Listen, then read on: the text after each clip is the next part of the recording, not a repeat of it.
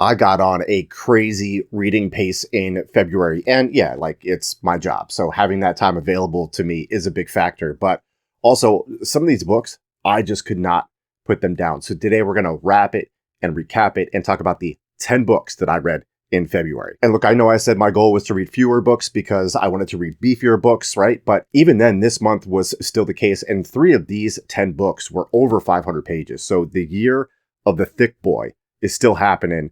And I'm still loving that choice. Quick note that one of my goals this year was to get my own publishing imprint. It's one of the reasons I signed with Bindery. And think of Bindery like a Patreon, but for readers. And one of the cool things they do with their tastemakers, aka people like me, is when you build a large community, you may be eligible to launch an imprint in partnership with Bindery. Thanks to all the support that I get from my community, I am in the super duper early phases of possibly doing something like this. So when you follow me on Bindery, just follow me, and the link for that is in the description and in my bio. This helps demonstrate to Bindery that I have a community with the energy required to help an author get published and make it a success. And with that, you also get special perks like a behind-the-scenes look at the process, advanced reader copies, there's ways to get your name in the book when it's published, all types of awesome stuff. Now, of course, I would love to have you subscribe as well. At those tiers is when you get access to exclusive content.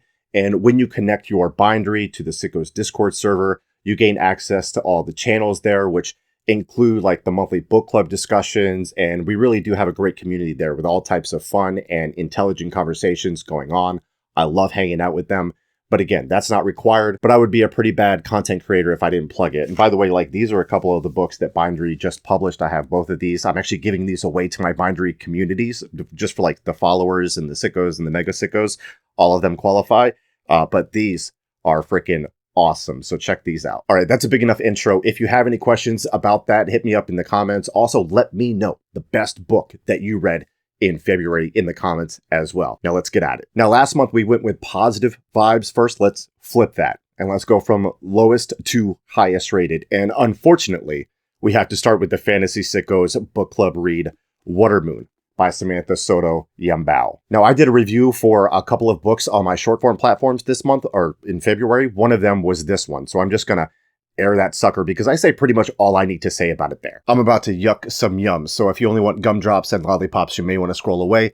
Otherwise, buckle up buttercup because we got to talk about Watermoon by Samantha Soto Yambao, which was the Fantasy Sickos book club read for February. Now, the premise with this magical shop where you can pawn your regrets is fantastic. I'd be all up in it. And there are some truly profound lines early on, and the imagery is top notch. But this world would work better as a movie, and it unfortunately wore its welcome out for several reasons. Reason 1, the dialogue is weak, flat, inauthentic.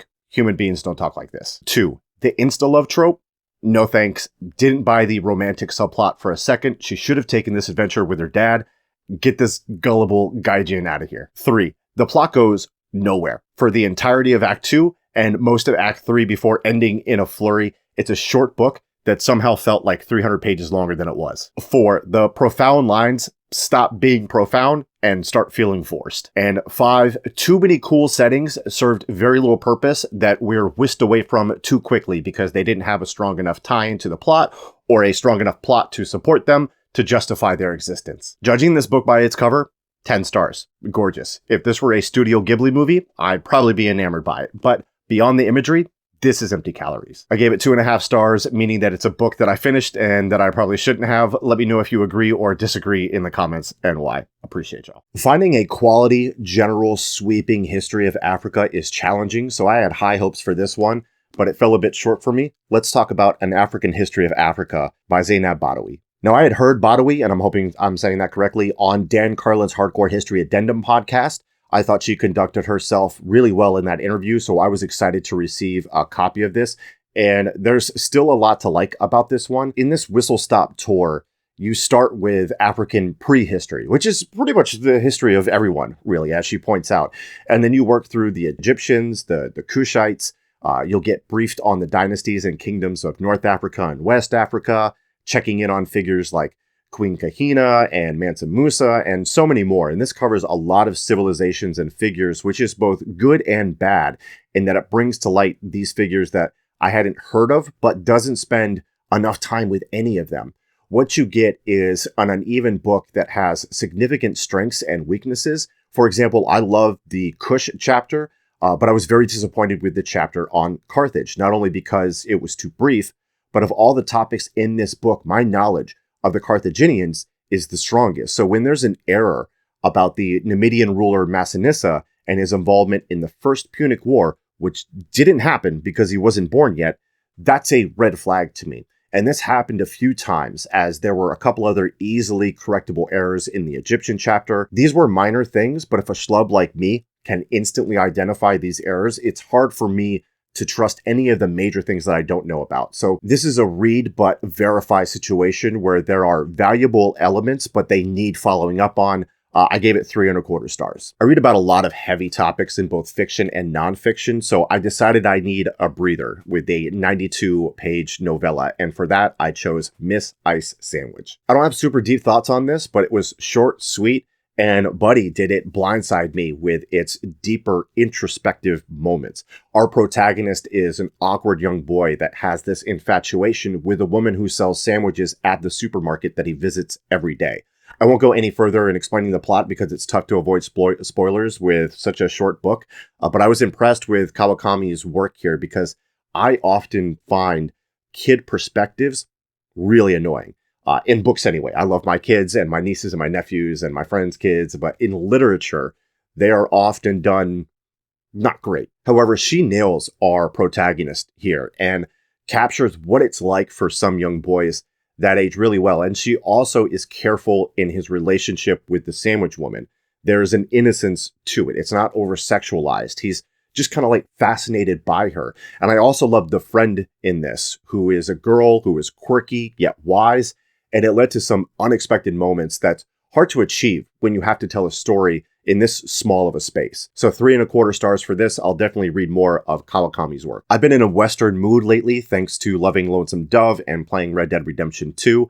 I'm on chapter 6 of that, by the way, and finally got to that scene, really the scene, if you know, you know. And this quick novel and its awesome cover jumped out at me. Bonus points for having an adaptation too. But yeah, let's yee some haws with True Grit by Charles Portis. This is an oldie but a goodie, published in 1968 as a serial in the Saturday Evening Post. It got adapted into a movie starring John Wayne, who is the reason I did not watch that version and went with the 2010 film instead.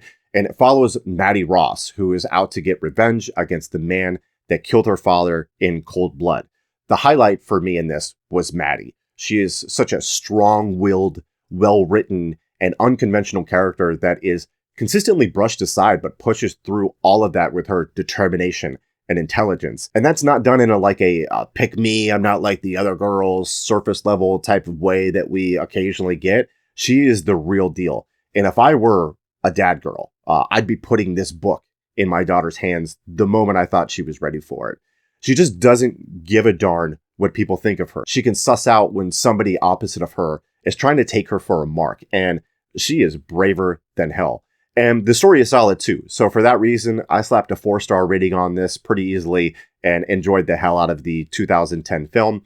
And I think you should try that combo if you haven't. I needed a refresher on German history. I needed a concise overview, and I got exactly what I wanted with Blood and Iron, The Rise and Fall of the German Empire, 1871 to 1918 by Katja Hoyer. In this, you're going to learn all about Otto von Bismarck, who is a hugely influential character in these years. You'll explore themes like authoritarianism, nationalism, xenophobia, and racism, which has led historians to draw a direct line to the Third Reich decades later in what's called the Sanderweg theory, which Hoyer argues against. She also explores democracy and social welfare and how incapable those that came after Bismarck were in maintaining his carefully constructed house of cards. In that way, it is largely a history of the political power players, and if I had to knock it for anything, it would be that I found her treatment of Bismarck a bit too kind, even though he was unquestionably a giant of the age and particularly skillful in these arenas at home and abroad.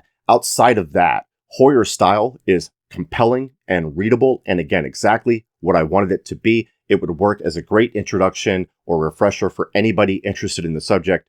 4 stars, very solid. Another book that I posted a review for on my short form platforms was The Memory of the Ogisi by Moses Oseatomi. And this really is a review of the whole Forever Desert trilogy. So we're going to go ahead and kick it to that. I got my hands on a digital arc of one of my most anticipated reads of 2025, and it completes a fantasy trilogy of novellas that punches way above its weight. I finished it today, so let's talk about the Forever Desert series by Moses Osei Otomi. Part fable, part fantasy, part psychological thriller, it is an examination of oral storytelling with influences pulled from West and North African cultures. He also said in an interview that he pulled inspiration from Attack on Titan and Final Fantasy VII, which leads to a vibrant world with interesting magic and storytelling elements. Book 1 in this series is The Lies of the Ajungo, which follows a young boy on a quest for water that could save his dying mother as the oppressive Ajungo Empire brutally controls the population through propaganda and lies. Book 2, The Truth of the Alake, takes place 500 years later, and we follow another young boy who must journey across this desert to take on a warlord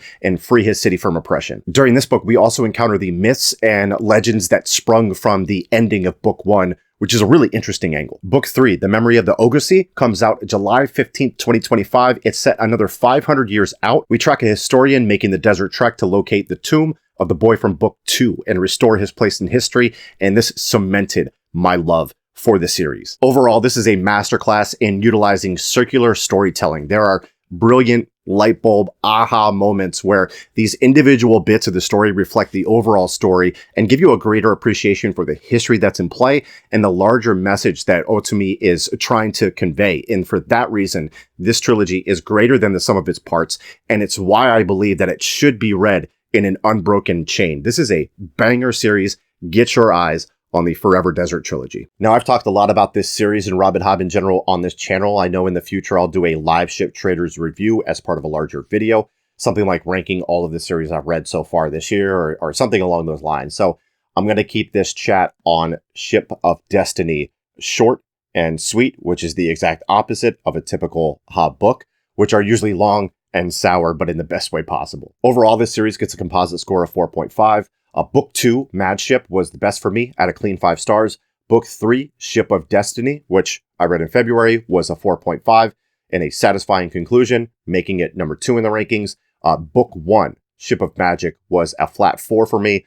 Good book, but not great, and probably the weakest Hobb book of the 6 that I've read from her so far. So if you're starting this series and you're finding the slog of Ship of Magic discouraging, I can't say it'll get better for you. I don't know that. I'm not inside your head, but I can say that it got better, much better for me. And that's all I have to say about that. I rated 2 books 5 stars in February. One was fiction. The other was history. My lone 5-star fiction read in February was Homegoing by Ya Jesse. The premise for this is a family generational saga where you begin with 2 Ghanaian sisters in the 18th century.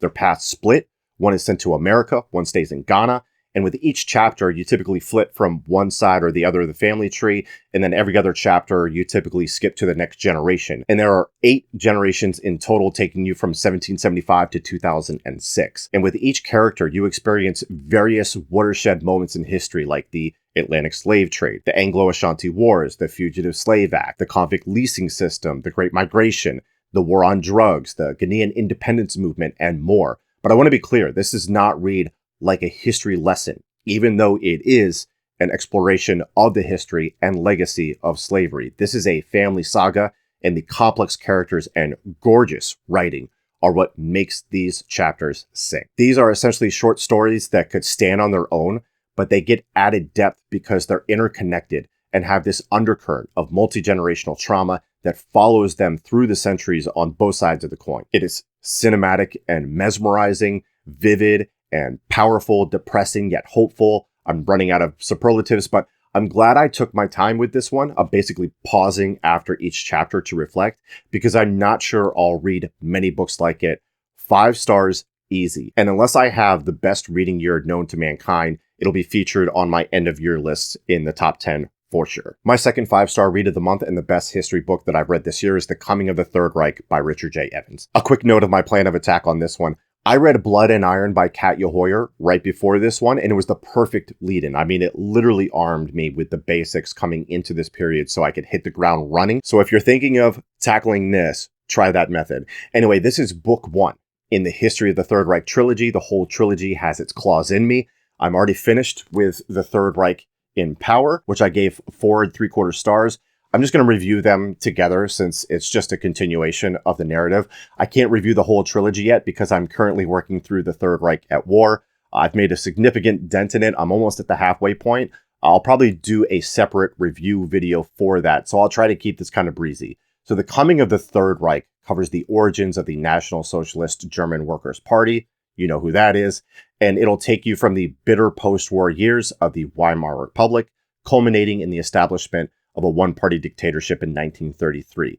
You systematically examine the recipe for disaster, as Evan points out in the preface, quote, "One of the principal aims is to cover a wide range of major aspects of the Third Reich, not only politics, diplomacy, and military affairs, but also society, the economy, the racial policy, police and justice, literature, culture, and arts, with the breadth that for various reasons is missing in earlier approaches, to bring these together and show how they were related," end quote. So the books are broken down into parts and then into subchapters that delve into these specific topics. And it's just the right amount of depth while still keeping things moving. Outside of a section of book 2 where things were a bit of a slog, hence the slightly lower rating for the second book. Speaking of book 2, this will take you from 1933 to 1939. So you have the Third Reich in their full swing leading up to the war, and then the third book goes into that period during the war. Evans also aims to make this accessible to a general audience, and I think he achieves in this. Like, I wouldn't make it your first ever history book, but if you're fascinated by the topic and have a decent base of knowledge for how these types of history books are generally written, I do believe these are more widely accessible than I anticipated. And in my full review of these, I'll note the key differences between this and The Rise and Fall of the Third Reich by William L. Shirer, which is iconic. But for now, I'll just say that this is a massive achievement. I've come away with a much better understanding of the how and why behind it all. It's an invaluable resource and a must-read for history buffs. So that is 10 books in the month of February. Again, I want to know in the comments the best book that you read in February. Also, if you want to include why and maybe try to sell me on it, I do read all of these comments and take your recommendations. They are much appreciated. And I also appreciate you hanging out with me for the duration of this thing. Again, check out my bindery. Otherwise, look, support in any way just by viewing this video is just so important for me to be able to keep doing this thing. So I appreciate y'all, and I'll see you on the next one.